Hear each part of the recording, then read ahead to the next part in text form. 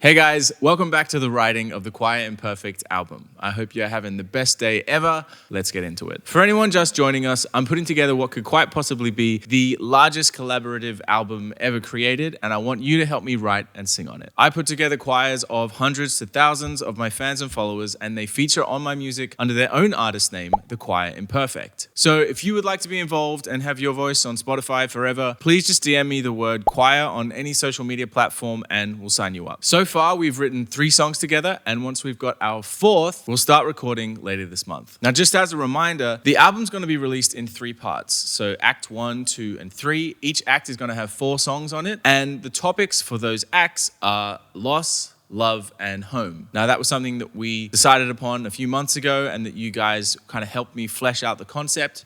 But the first act, which is what we're about to finish, is called loss. And that is loss of all kinds. Loss of a loved one, loss of relative, maybe loss of your childhood innocence, and loss of your relationship with your parents. Now, those are the things that came up over and over again when I asked you guys what it is that you wanted to talk about in this section. Now, as usual, before I share the song that I'm working on and the idea that I have for our next song, I wanted to share some of the messages that I've been sent that have helped to kind of shape and inspire me. Now, I want to be super clear. I've had to leave out a load of emails that I would love to share, but I just don't have the time in these videos. I have replied to everybody directly, and if I haven't, please send me an angry email because I would very much love to. Yeah, these are a few of the emails that really stood out, and at some point I just have to kind of choose by random, but some of the stories that were, I guess, most powerful to me. So these are all stories of people losing their relationship with their parents, what that was like at the time, that experience, and then also how that has stayed with them and how that has changed throughout their life. So I'll start with Abby Brown. Abby got in touch saying, "My pivotal moment in life was when my parents separated. I was 14. It was right before COVID broke out in October 2019. I didn't know what to do with myself. I had no close friends at the time, kind of friends with everybody and no one that I felt close enough to speak to. So I held my feelings in. Being in lockdown made it 1,000 times worse as it meant my parents had to continue to live together. I felt the lowest I ever have, depressed, anxious, even had thoughts that I didn't want to be here anymore. As a young teenager, I didn't know how to deal with these feelings myself, let alone how to approach talking to someone. My main thought at the time was to look after my younger brother and not myself because I felt unimportant." That's just such a beautiful snapshot of what it can feel like to be a kid, essentially, trying to deal with these emotions, having literally no idea what they are and who to talk to, how to approach it. I think it's really beautiful that the kind of natural reaction was to, I guess, do the only thing you can do is take care of your little brother. So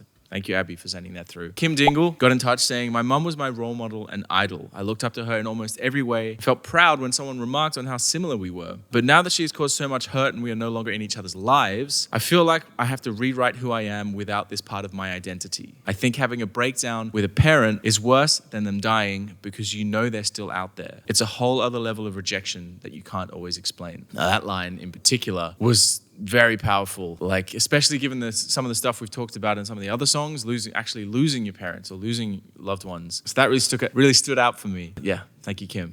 Next, we have a message from Jessica Chamberlain, who's been in touch a few times and been a great help throughout the writing process. She says, "I wanted to chime in because I actually have experienced breakdowns in relationship with both my parents. They both struggle with mental health issues, alcoholism, anxiety, depression for my dad, ADHD, anxiety, depression, eating disorder for my mum. When they got divorced, it was in my late teens, early 20s, and I very much got put in the middle of their fights. They both would gossip about the other to me, revealing horrible information like it was no big deal. But now, as a mum myself, I can't imagine trying to talk to my literal child about these struggles in the way that my parents did. It's like I became their parent. They'd ask me for advice, for money, for things no parent should ask of their child. But the breakdown of my relationship with my parents has undoubtedly shaped the way I try to nurture my son. He is my world, and I will fight as many of my own demons as I have to in order to be here for him and keep him safe." Again, you guys have the most beautiful way of, sharing this and the lessons and what you've taken from it. It's so poetic, but yeah, thank you, Jessica. I think I told you when I replied to you that last line just really hit something. So I got 3 more that I wanted to share. Someone who I know only by the name of Chaotic Rogue, that's their TikTok username. I don't know their real name, but they said, "My mother did some unbelievably heinous things until I left. Fight after fight, night after night, I quickly realized this wasn't the love I or my siblings deserved. It's the worst feeling of betrayal that lingers to this day. It makes you feel isolated and defective, like a broken toy tossed out. She made me, and she also made the wounds that will never heal." You guys, this stuff is hard to read. It is hard to read the emails. I end up kind of taking it on board and I have to sit with it for a little bit and process it. But I'm just so inspired by your ability to share it openly and honestly and summarize it or to put it to words what it must feel like in those situations. And I guess the whole point of this exercise is to show you guys that, or at least show people going through a similar thing, that you're not alone. There's so many people going through so many similar situations. And I hope what we're working on in this project can bring some solidarity to people experiencing that. There's two more. This is from Jade Beharrell. I think that's how you pronounce it. Apologize if it's wrong. So Jade was a foster child, and one day at age 12, I became aware of my foster mum's developing drug addiction. I found my mum on the floor surrounded by substances. She was on the phone to someone saying how much she despised me, never wanted to be my mum, and how I'd ruined her life. As hurt as I was by the statement, I went in, cleaned her up, and put her to bed, and I never shared this experience with anyone. That to me feels like just the most awfully perfect example of being completely and utterly let down by one of your parents. I mean, I spoke to Jade directly, but it's just, I can't imagine that situation. And finally, Lucas Cookson. I lost touch with my dad when I was 6 due to me overhearing how he was going to treat his current girlfriend at the time. He said he was going to invite her around for a meal, and when she turned up, he was going to chuck her bags at her and dump her. Even though I was 6, I knew this wasn't the way to treat a woman, and he turned around and saw me, and then I said, I don't want to see you anymore. And that's when he cut ties with his dad. Now, I think it's incredible to, at 6 years old, have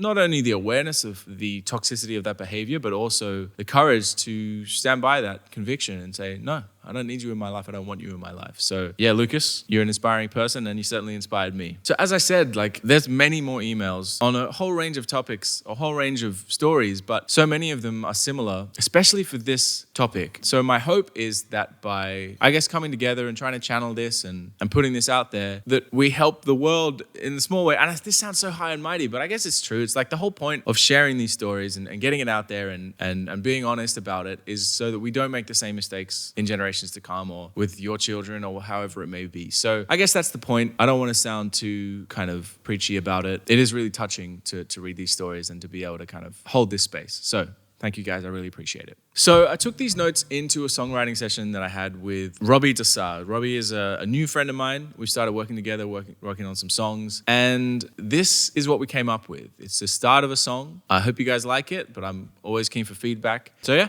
without further ado. Is it a Jew or a do? I never know. Without further ado. I think that's what it is. All right. I'm not used to feeling alone. You're not used to feeling at all. Why did you have to let me down? I bet you worry about me now. Favorite memories of us, were you just pretending to love? I tried so hard to make you proud, never the other way around. You don't control me, you don't even know me anymore. All I've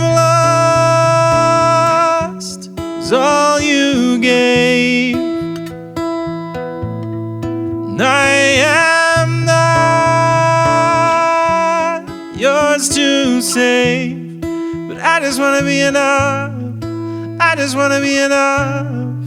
I just wanna be enough, like I was back then.